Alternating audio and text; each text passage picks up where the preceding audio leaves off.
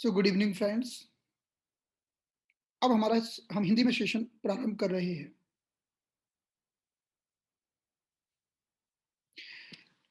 तो आगे बढ़ने से पहले हम थोड़ा सा कोविड 19 में होने वाली एक बहुत ही क्रिटिकल कंडीशन के बारे में डिस्कस करना चाहेंगे, जिसे कहते हैं हैप्पी हाइपोक्सिया। क्या मतलब है इसका, हैप्पी हाइपोक्सिया?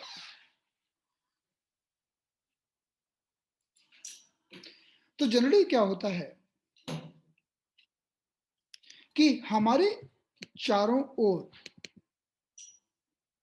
जो हवा का प्रेशर होता है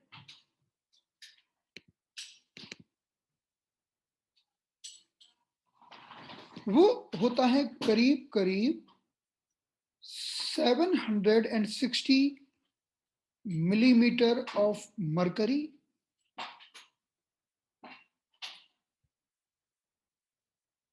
और यही प्रेशर हमारे लंग्स के अंदर भी पाया जाता है।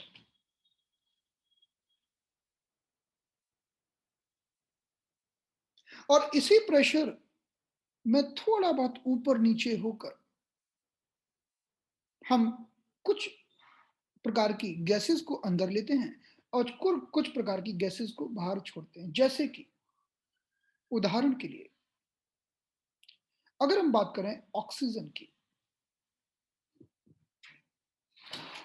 तो हमारे वातावरण में करीब 21% 21% ऑक्सीजन पाई जाती है। तो अगर हम 760 प्रेशर में ऑक्सीजन का पार्ट देखें तो करीब करीब यह 160 मिलीमीटर ऑफ मरकरी के लगभग होता है। यानी बहुत सारी गैसेस हैं, सबके अपने अपने प्रेशर हैं, और इनमें ऑक्सीजन का प्रेशर लगभग 160 मिलीमीटर ऑफ मरकरी है हमारे इस बाहर के वातावरण में। तो जब हमारे लंग्स में ऑक्सीजन कम होती है और हम ऑक्सीजन को लेना चाहते हैं, तो वो प्रोसेस किस तरह से होता है अब हम देखेंगे। तो हाइपोक्सिया का मतलब है कि जब हमें जितनी ऑक्सीजन की जरूरत है उतनी ना मिलके उससे कम मिलती है, उसे हम कहते हैं हाइपोक्सिया।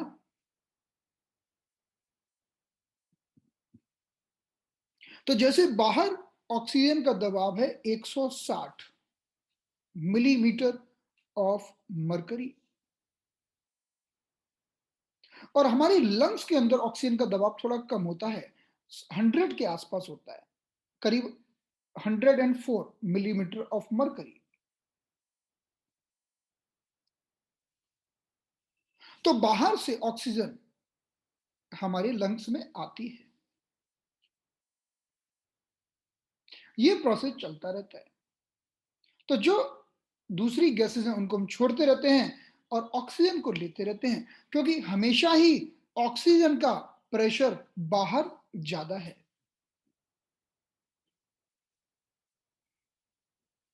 तो जैसे कि हमारे लंग्स में उतना ही प्रेशर होता है 760 मिलीमीटर ऑफ मरकरी जितना बाहर की ओर होता है। तो जैसे मेरा ये हाथ है और ये हाथ है, अगर मैं इस हाथ को इधर करूं और इस हाथ को इधर करूं और फिर दोनों हाथ से धक्का मारूं एक दूसरे की तरफ, तो ना तो हाथ इधर जाएगा ना इधर जाएगा, दोनों हाथ से मैं जब प्रेशर दूंगा तो ये बीच में ही बना रहेगा, क्योंकि ये हाथ इधर प्रेशर दे रहा है और ये हाथ इधर प्रेशर दे रहा है, और दोनों का इक्वल प्रेशर होगा तो दोनों का प्रेशर एक दूसरे को के प्रेशर को कैंसिल कर देगा और मेरा हाथ बीच में ही बना रहेगा। ऐसे ही बाहर भी 760 मिलीमीटर ऑफ मरकरी का प्रेशर है और हमारे लंग्स में भी उतना ही है। तो इस कारण से हमारे लंग्स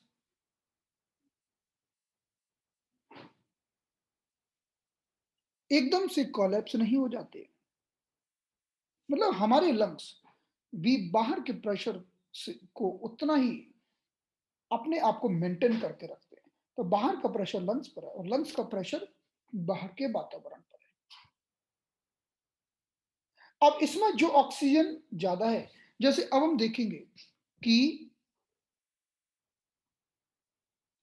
बाहर ऑक्सीजन का लेवल 160 मिलीमीटर मरकरी हो गया, क्योंकि हमारे अंदर जो ऑक्सीजन थी उसको हमने यूज कर लिया, तो हमारे अंदर ऑक्सीजन कम हो गई। तो कंपैरेटिवली रूप से बाहर ऑक्सीजन का लेवल बढ़ गया। तो बाहर से अब ऑक्सीजन हमारे फेफड़ों में आ जाएगी,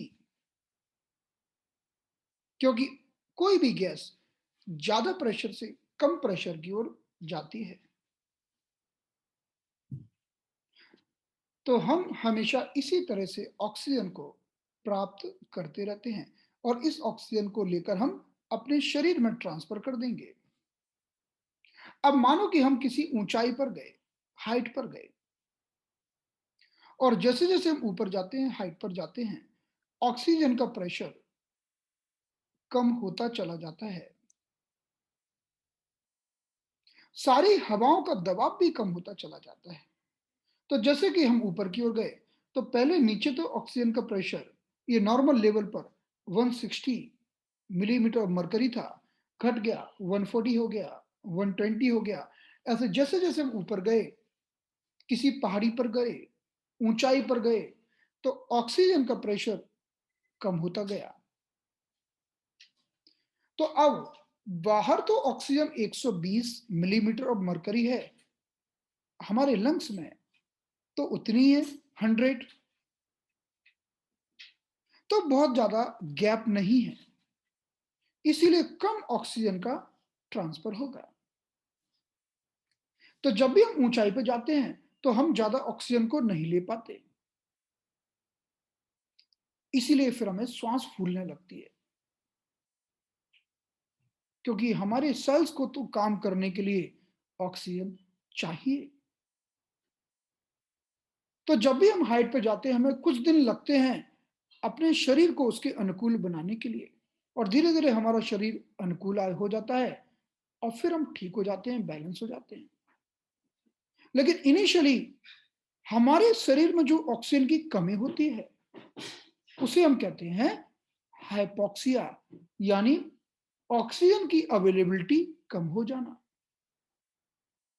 तो देखिए ये दो फ्लास्क हैं, एक में 160 प्रेशर है और एक में 100 है। तो जो भी गैस होगी वो ज्यादा प्रेशर से कम प्रेशर की ओर ट्रांसफर होगी।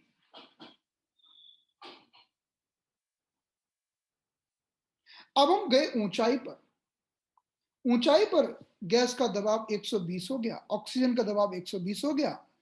अब उसके ट्रांसफर होने की जो दर होगी वो थोड़ा सा स्लो हो जाएगी।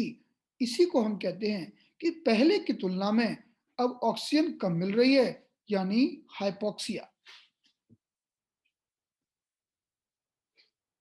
तो हमारे लंग्स के जो सेल्स होते हैं उनको कम मिलती है ऑक्सीजन।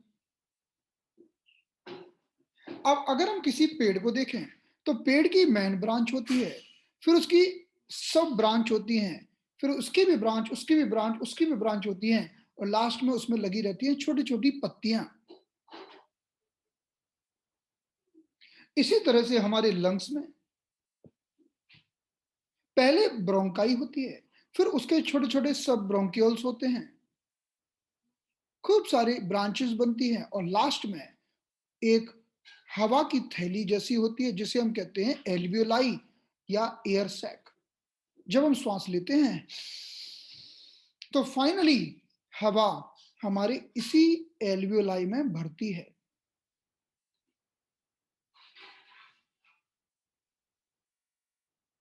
और ये एल्वियोलाई ऑक्सीजन को प्राप्त करके हमारे ब्लड को दे देता है, और हमारे ब्लड में ऑक्सीजन का लेवल सामान्य बना रहता है। अब मान लो किसी को अस्थमा हो गया। अस्थमा होने के कारण क्या हुआ? ये जो पाइपलाइन्स हैं, इसमें थोड़ा-सा संकुचन हो गया, कॉन्ट्रैक्शन हो गया। अस्थमा को हम कहते ही हैं ब्रोंकोस्पाज्म, यानी ब्रोंकाई का स्पाज्म हो गया, संकुचन हो गया। अब हवा को जाने का थोड़ा-सा रास्ता कम मिलेगा, ऑक्सीजन कम पहुँचेगी, तो भी हाइपोक्सिया हो जाएगा। तो किसी भी कारण से जब ऑक्सीजन जितने प्रमाण में पहुँचना चाहिए, नहीं पहुँचती है, तो हम उसे हाइपोक्सिया कहते हैं।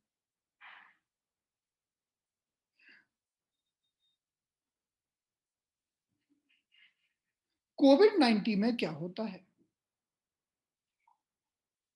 कि हमारा जो लास्ट हवा की थैली है, एल्वियोलाई है, जो केवल एक खोखली थैली होती है और जिसमें सिर्फ हवा भरती है, ऑक्सीजन भरती है और ये ऑक्सीजन यहाँ से निकलकर ब्लड वेसल्स में चली जाती है और कार्बन डाइऑक्साइड इसमें आ जाता है और हमारा लंग्स कार्बन डाइऑक्साइड को फेंक देता है बाहर। तो कोविड-19 में इस एल्वियोलाई की सेल्स एल्वियोलाई ही डैमेज होने लगती है और ये इसका साइज उतना नहीं रह पाता जितना पहले था। इसके अंदर बहुत सारा कचरा, inflammation, cells, macrophages, mast cells, neutrophils भर जाते हैं और एल्वियोलाई कोलैप्स भी कर जाता है। तो ऑक्सीजन को कम जगह मिल पाती है, तो ऑक्सीजन कम पहुंच पाती है। इतना ही नहीं, ये जो हवा की थैली है एल्वियोलाई, इससे जब भी ऑक्सीजन और CO2 का एक्सचेंज होता है, तो बीच के रास्ते में भी थोड़ा फ्लूइड जम जाता है। जैसे हम देख सकते हैं फ्लूइड जमा हुआ है। तो ये फ्लूइड जम जाता है बीच में, रास्ते में। एक तरफ एल्वियोलाई, एक तरफ ब्लड वेसल्स और बीच में थोड़ा-सा फ्लूइड आ गया। इसे हम कहते हैं इंटरस्टिशियल फ्लूइड। तो ये आदान-प्रदान ठीक से नहीं होने देता, ऑक्सीजन को जाने नहीं देता, कार्बन डाइऑक्साइड को आने नहीं देता। तो भी ऑक्सीजन की कमी होने लगती है ब्लड में और हाइपोक्सिया हो जाता है। और दूसरी ओर कार्बन डाइऑक्साइड बढ़ने लगती है, तो जब कार्बन डाइऑक्साइड ज़्यादा हो जाती है, तो हमारा ब्लड एसिडिक हो जाता है, क्योंकि कार्बन डाइऑक्साइड का नेचर होता है एसिडिक। जब कार्बन डाइऑक्साइड ज़रूरत से ज़्यादा हो जाती है, तो हम इस घटना को हाइपरकैप्निया कहते हैं। तो एक तरफ तो ऑक्सीजन की मात्रा बढ़ती गई, घटती चली गई, यानी हाइपोक्सिया होता चला गया और फिर भी पेशेंट सामने बैठा रहता है। और किसी बीमारी में अगर हाइपोक्सिया हो जाए, तो पेशेंट के अंदर बहुत क्रिटिकल सिम्पटम्स आ जाते हैं। लेकिन कोविड-19 में शुरुआत में कोई सिम्पटम नहीं आते। ऑक्सीजन लेवल गिरता रहता है, लेकिन पेशेंट शांति से बैठा रहता है। फिर सडनली एकदम से बाद में सिम्पटम पैदा होते हैं। इसीलिए हम कहते हैं कि ऑक्सीजन लेवल को नापते रहो। अगर ऑक्सीजन ड्रॉप डाउन हो रहा है, तो तुरंत कुछ करो। नॉर्मल ऑक्सीजन का लेवल हमारे ब्लड में 95 से ऊपर होना चाहिए। अगर ये 90 से नीचे जा रहा है, तो अलर्ट हो जाना चाहिए। 80 के नीचे भी चला जाता है, 70 के नीचे भी चला जाता है, फिर तो वेंटिलेटर लगाना पड़ता है। तो जब भी ऑक्सीजन का लेवल गिरता है, तो शुरुआत में गिरता है पता ही नहीं चलता। पेशेंट शांति से बैठा रहता है, अपना काम करता रहता है। इसीलिए हम इसको हैप्पी हाइपोक्सिया कहते हैं कि पेशेंट नॉर्मल है ऑक्सीजन गिरने के बाद भी। जबकि और किसी बीमारी में यही गिरा हुआ ऑक्सीजन लाइफ के लिए भी खतरनाक हो सकता है। तो सामान्य रूप से जो कार्बन डाइऑक्साइड की मात्रा हमारे ब्लड में होती है 25-30 के आसपास होती है। लेकिन जब ये बढ़ता जाता है, कार्बन डाइऑक्साइड बढ़ता जाता है 70, 80, 100, 120, तो हमारा ब्लड बहुत एसिडिक हो जाता है तो डॉक्टर तुरंत वेंटिलेटर पर ले लेते हैं। नहीं तो ज़्यादा अगर एसिडिक ब्लड हो गया, क्योंकि कार्बन डाइऑक्साइड निकल नहीं पा रहा है। जैसे ऑक्सीजन लेना ज़रूरी है, ऐसे कार्बन डाइऑक्साइड को छोड़ना ज़रूरी है। जब मैं ऐसे हवा छोड़ूँ, तो ये कार्बन डाइऑक्साइड ज़्यादा निकलती है इसमें।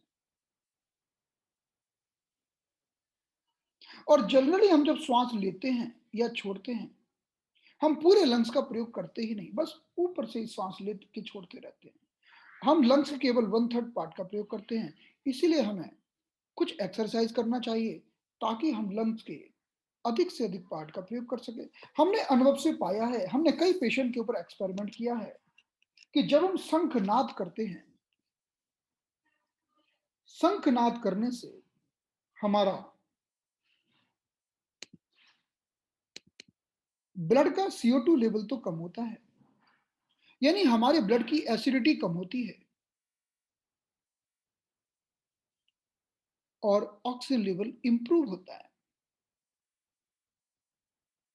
और ब्लड हमारा एसिडिक होगा, तो फिर खतरा चालू हो जाएगा।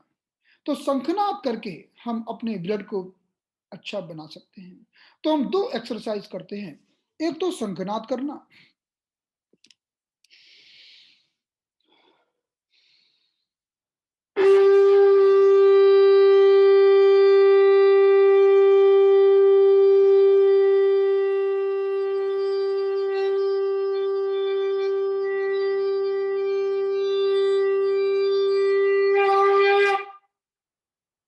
और एक तो शंखनाद करना यानी एक्सहेल। तो मैंने जब शंखनाद किया, तो पूरे लंग्स के एल्वियोलाई तक की एयर को मैंने बाहर एक्सपेल किया।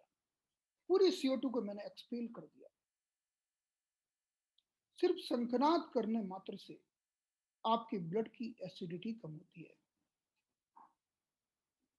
तो एक तो मैंने एक्सहेल किया, CO2 को बाहर फेंक दिया, और एक मुझे इनहेल की प्रैक्टिस करना है। तो इनहेल की प्रैक्टिस कैसे की जाए? तो उसके लिए हम सकिंग करते हैं।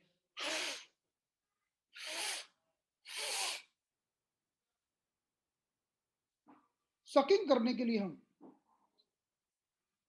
कोई ऑब्जेक्ट भी ले सकते हैं, कोई पाइप ले सकते हैं, कोई पाइप ले सकते हैं, और हम एक सकिंग की प्रैक्टिस कर सकते हैं। आप जैसे हम जैसे एक सूप पीते हैं या ड्रिंक कोई भी जूस पीते हैं पाइप से, हम सकिंग करते हैं ना, उसी सकिंग को जरा गहरे लेवल तक करना है।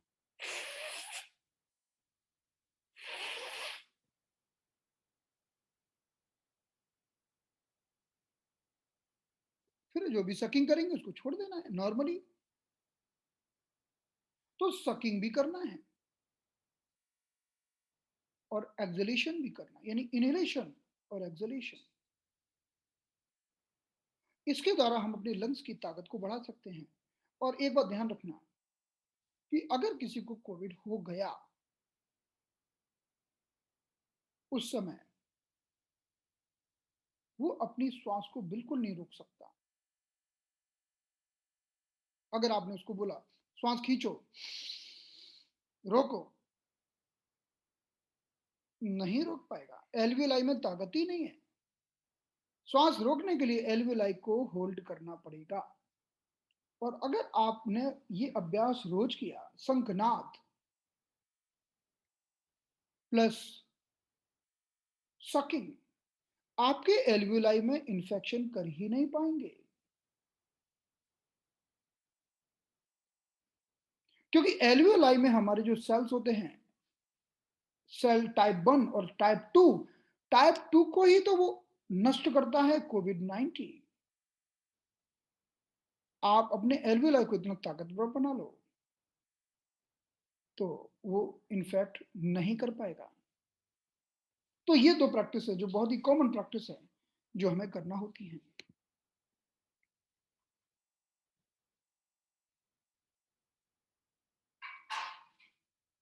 आप अगर बैलून को ब्लो करते हो बहुत अच्छा है, you can do that, you can do that.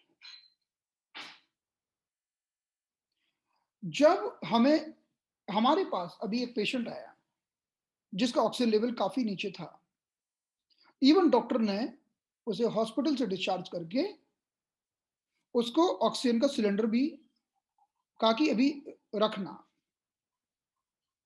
कब तक रखना? हमेशा रखना। तो उस पेशेंट ने 2 एक्सरसाइजेस की, 2 दिन में उसका ऑक्सीजन लेवल बहुत अच्छा इंप्रूव हुआ, 2 डेज़ में। तो मैंने उसको बोला आप भले ही थक जाओ, लेकिन शंख बजाना हर घंटे में कम से कम 1 बार, 2 बार, 3 बार एज़ पर योर कैपेसिटी हर घंटे में। और बीच-बीच में सकिंग की प्रैक्टिस करना है। इतना करने मात्र से उसका 2 दिन में ऑक्सीजन लेवल बहुत इंप्रूव हो गया। वेंटिलेटर, उसको ऑक्सीजन सिलेंडर की ज़रूरत नहीं लग रही है। इसीलिए मुझे लगा बहुत ही गज़ब की चीज़ें हैं, जो हमारे घर में हैं। अगर हमें पता चल जाए तो हम उसका कर सकते हैं। शंख तो बहुत ही कॉमनली मिल ही जाता है, हमारे घर में होता ही है।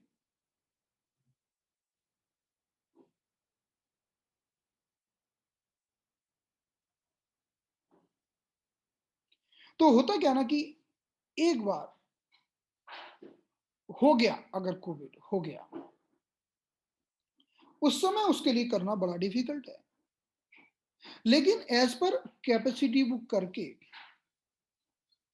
अपने ऑक्सीजन लेवल को बहुत ज़्यादा ड्रॉप डाउन होने से बचा सकता है। क्योंकि ऑक्सीजन लेवल ड्रॉप डाउन होने की कोई लिमिट नहीं होती है, वो ड्रॉप डाउन होता ही जाता है। हमने देखा है कि अगर कोई व्यक्ति विटामिन सी का सेवन करता रहे, विटामिन सी और कुछ ब्रीदिंग एक्सरसाइज करता रहे, तो कोविड का इन्फेक्शन भी होगा उसे, खूब परेशान भी होगा, दवाइयाँ भी खाएगा, हॉस्पिटलाइज़ भी होगा, उसका ऑक्सीजन लेवल 95 से नीचे नहीं गिरेगा। I have seen oxygen level नीचे गिरेगा ही नहीं। उसके लंग्स में इतने बड़े-बड़े पैचेस दिखेंगे, ऑक्सीजन लेवल नहीं गिरता नीचे, तो रिकवरी हो जाती है जल्दी।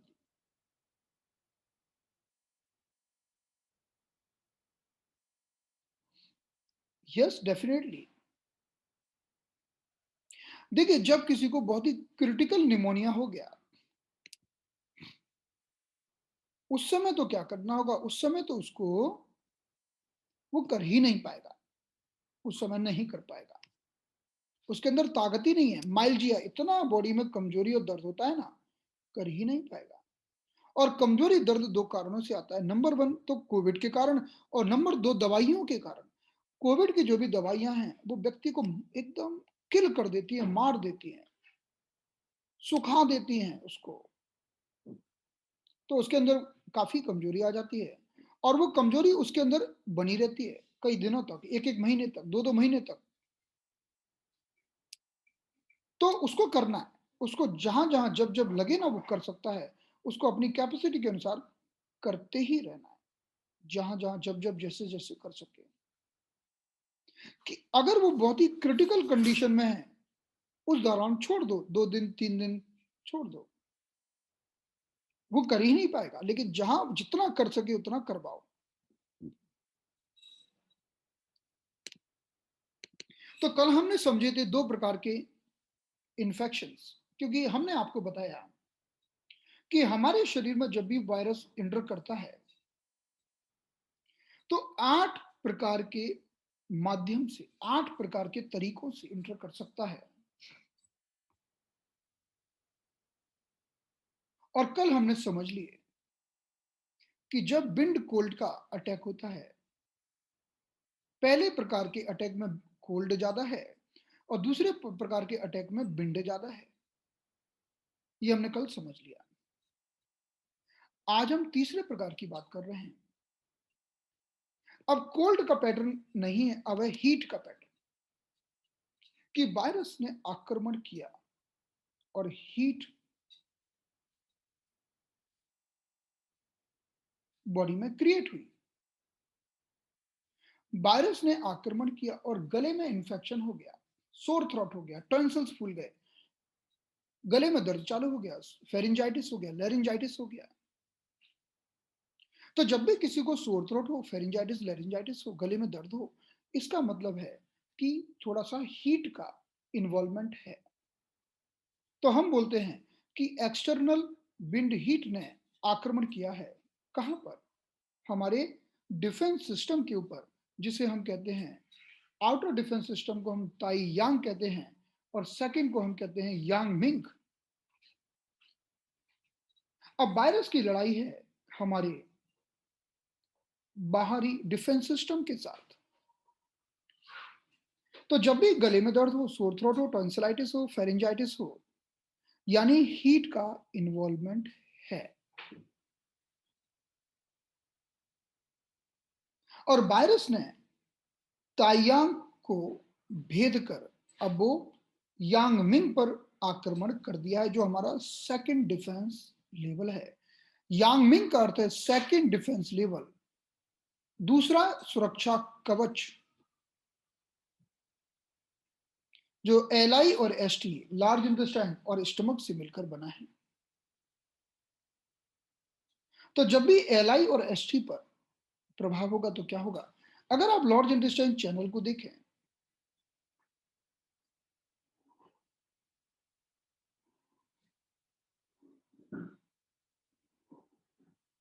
तो लार्ज इंटेस्टाइन चैनल हमारे गले में से होकर ऊपर जाता है।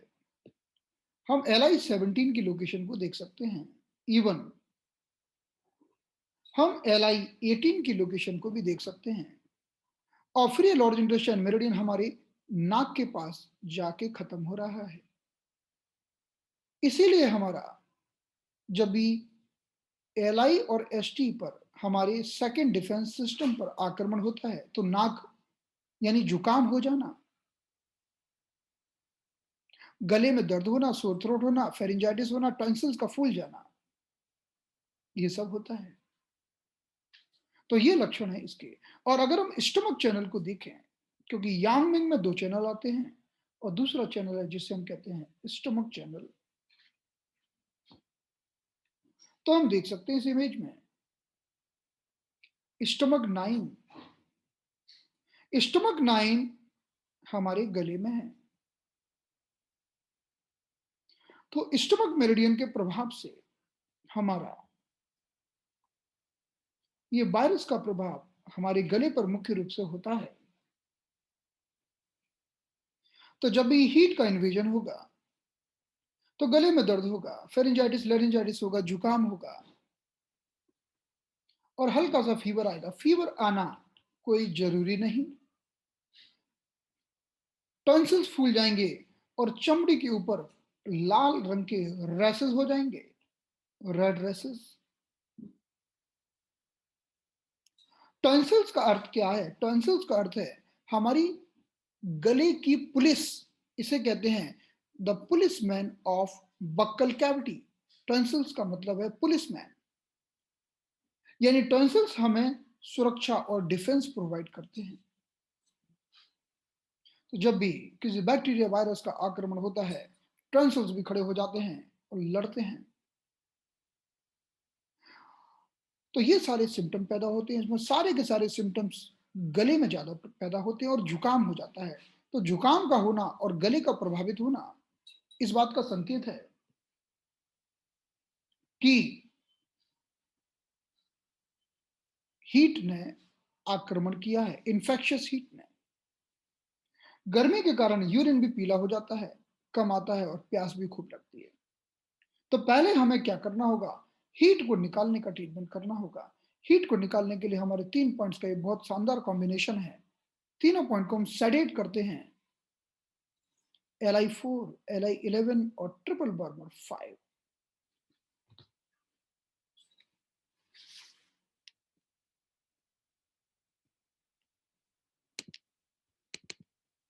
LI4 हमारा कहाँ होता है?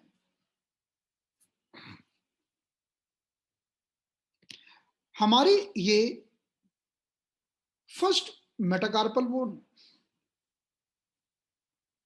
ये सेकंड मेटाकार्पल बोन, इन दोनों के बीच में ये जो मसल है, इसको कहते हैं इंट्रोशियस मसल। इस मसल को देखिए और इसका सबसे उठा हुआ भाग देखिए, प्रोमिनेंस, यही Li4 है। तो ये Li4 है। Li11 हमारी ये कोहनी के बाहरी क्रीज पर होता है। अगर मैं कोहनी को ऐसे मोड़ूं तो ये जो बाहरी क्रीज का एंड है, ये Li11 है। ये हमारे सिर में से पूरी गर्मी को निकाल देता है, इसलिए सिर दर्द के लिए भी अच्छा है। और Li4 तो हमारे इस भाग का डिस्टल पॉइंट भी है और सारे इन्फेक्शंस पर काम करता है।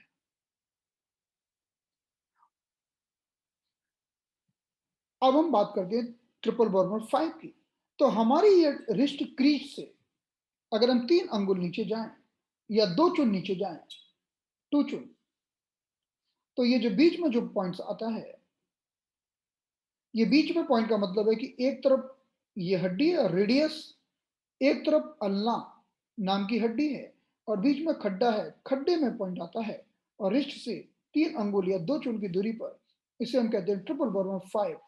इस पॉइंट को जब हम स्टिमुलेट करते हैं, सेडेट करते हैं, तो इस भाग में होने वाले सभी रोग ठीक होते हैं, क्योंकि ट्रिपल बॉर्मन हमारे पेरिकार्डियम का कपल है और pericardium is the covering of heart.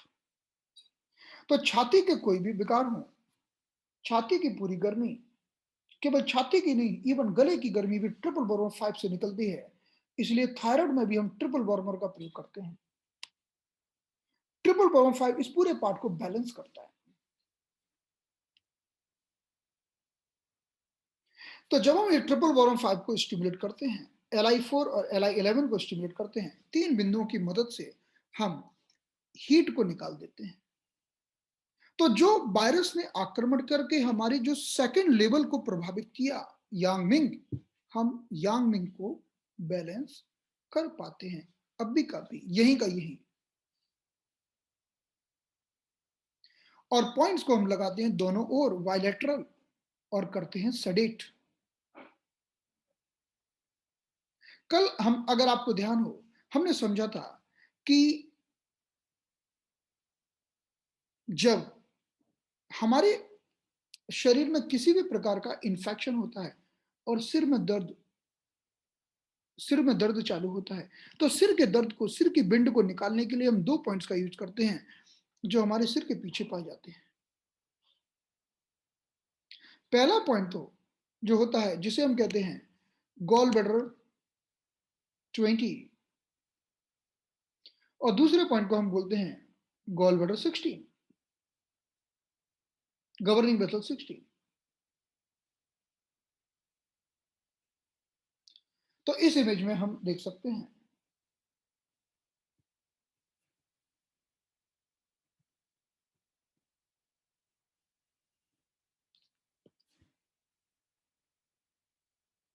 जहां पर स्कल की समाप्ति होती है,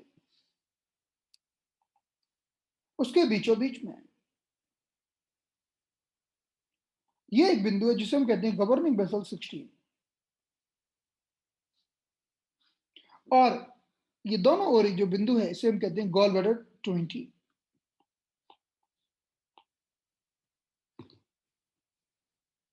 तो अगर हम कान के पीछे से 4 अंगुल जाते हैं, तो भी हमें ये डिप्रेशन जो मिलता है, ये है गॉल ब्लैडर 20।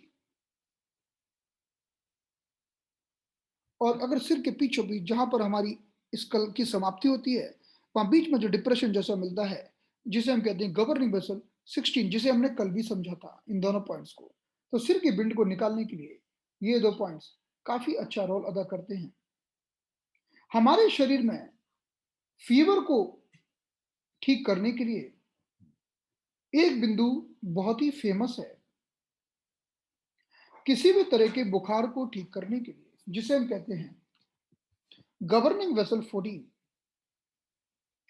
हमारी गर्दन की समाप्ति पर पाया जाता है। हमारी गर्दन की टोटल लेंथ होती है 4 अंगुल। अगर गर्दन पर हाथ रख लो, थोड़ा सा एडजस्ट कर लो, तो जहां पर हमारे चारों अंगुल समाप्त होते हैं, वहां पर नीचे की ओर उभरा हुआ, उठा हुआ भाग दिखता है, उसी भाग को निडल लगा दो या गवर्निंग वेसल 14 को सेडेट कर दो। ये जहां पर सर्वाइकल समाप्त होती है और थोरेसिक स्टार्ट होती है, इनके जंक्शन पर पाया जाता है, और ये फीवर को ठीक करने का बहुत ही शानदार बिंदु है। तो जब भी किसी को बुखार आता है किसी भी कारण से हो, हम गवर्निंग वेसल 14 के द्वारा फीवर को ठीक करते हैं। अब अगला जो बिंदु है बड़ा ही शानदार, गले के सभी प्रकार के इंफेक्शन के लिए, गले में कैसा भी दर्द हो, चाहे वो सोर थ्रोट हो, चाहे वो टॉन्सिल्स का पेन हो, किसी भी तरह का पेन हो, आप एलयू 11 को जब सेडेट करते हो तो गले का दर्द ठीक हो जाता है। गले का दर्द ठीक हो जाता है। हमने कई बार, किसी ने कहा कि गले में दर्द है, सिंगल पॉइंट लगाया एलयू 11, गले का दर्द ठीक हो गया। और जब आप एलयू 11 को ब्लड लेट करते हो, इससे थोड़ा सा ब्लड निकाल देते हो, तो भी बड़ा आराम मिलता है, क्योंकि अल्टीमेटली हमें एलयू 11 को सिडेट करना होता है। हमारे लंग्स पर किसी भी प्रकार का कोई भी इंफेक्शन हो, हमारे लंग्स इंफेक्शन का मतलब है बिंड, तो जब भी हमारे लंग्स पर किसी भी प्रकार का कोई भी इंफेक्शन होता है, हम इस पूरे एरिया को कपिंग करके उस इंफेक्शन को तुरंत रिमूव कर सकते हैं। अगर हम ब्लड कपिंग करें तो सबसे बेस्ट है, और या फिर हम ड्राई कपिंग कर सकते हैं, या फिर हम गुआशा कर सकते हैं, जिसमें तो कोई निडल लगाने की भी जरूरत नहीं है, सिर्फ स्क्रैपिंग करना है। गुआशा लेके केवल स्क्रैपिंग करना है। कल मैंने आपको गुआशा दिखाया था। गुआशा कई प्रकार का होता है। जैसे आपने गुआशा स्कूप ले लिया, चाइनीज स्कूप, और इसको जहां भी मसल पर आपने इसको इस तरह से रगड़ा, तो इसको हम गुआशा कहते हैं। तो आप पीछे इस एरिया में, पीठ वाले एरिया में, अपर बैक में गुआशा करिए, थोड़ा लाल हो जाए इतना गुआशा करिए, तो बड़ा फायदा मिलता है। तो इस प्रकार से अगर हम स्पेशल पॉइंट्स की बात करें तो यहां पर यूरिनरी ब्लैडर 12 है, जो बिंड को निकालता है, और यूरिनरी ब्लैडर 13 है, जो लंग्स का बैक्सू पॉइंट है। हमने कल समझा था इनके बारे में कि यूरिनरी ब्लैडर 13 लंग्स को ठीक करता है, और यूरिनरी ब्लैडर 12 हर प्रकार के इंफेक्शन को निकालता है, हर प्रकार की बिंड को निकालता है।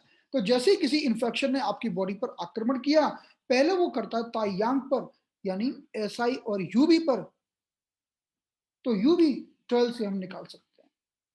यूबी 12 यूबी 13 दोनों को हम एक साथ स्टिमुलेट कर सकते हैं, क्योंकि एक के नीचे एक है, ये यूबी 12 है और ये यूबी 13 है हमारा। हम ब्यूल मैग्नेट में भी इन दोनों पॉइंट्स को सिडेट करके व्यक्ति को राहत दे सकते हैं। तो इस प्रकार आप देखेंगे कि हमारा जो प्रोटोकॉल तैयार हुआ, हमारा एक बहुत ही शानदार प्रोटोकॉल तैयार हो गया। LI4, LI11, triple bomb 5, UV 12-13, governing vessel 14, LU11, और gall bladder 20 and governing vessel 16। ये हमारा पॉइंट है। इन सारे पॉइंट को सेडेट करके हम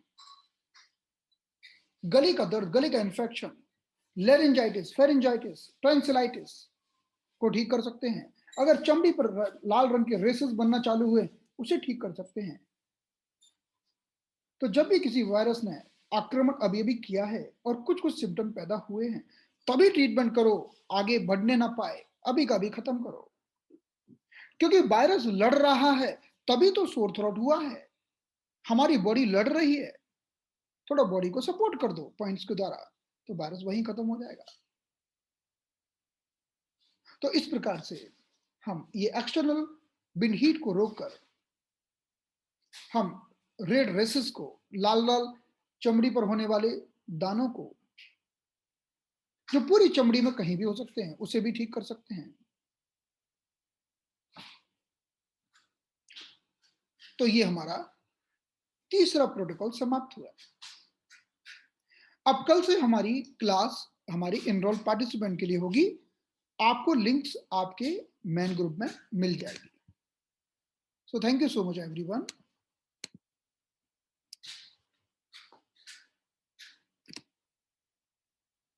सारे पॉइंट्स को बायलैटरल लेना है। देखो, अगर गला खराब है और ठंड लग रही है, उसे हम बोलते हैं ठंड लग रही है, शिवरिंग। तो जब चाहे विंड कोल्ड का अटैक हो, चाहे विंड हीट का अटैक हो, पेशेंट को ठंडी अच्छी नहीं लगती। दोनों में ठंडी अच्छी नहीं लगती, दोनों में शिवरिंग लगती है। तो गले में अगर बात आ गई है, तो थोड़ा सा और सिम्टम चेक कर लो। सिम्टम का अर्थ है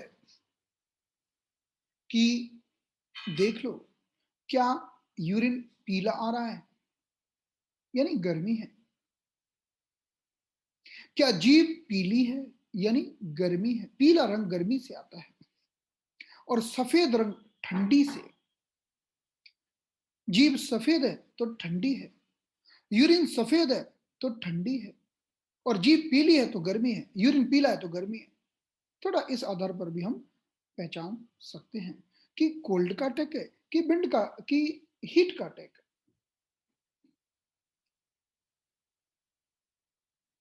अगर गला हमेशा खराब रहता है, तो इसे हम कहते हैं, ये हमारा पैटर्न आगे आने वाला है। ये हमारा पैटर्न आने ही वाला है कि जब किसी व्यक्ति का गला हमेशा ही खराब रहता है, इसका अर्थ क्या है, इसे हम क्या कहते हैं, उसका स्पेशल नाम है। ये आगे आएगा तब हम डिस्कस करेंगे। तो आज की क्लास को हम यहीं पर समाप्त करते हैं। Thank you so much and good night. इसकी रिकॉर्डिंग आप सबको मिल जाएगी, तो आप इसको बाद में भी देख सकते हैं।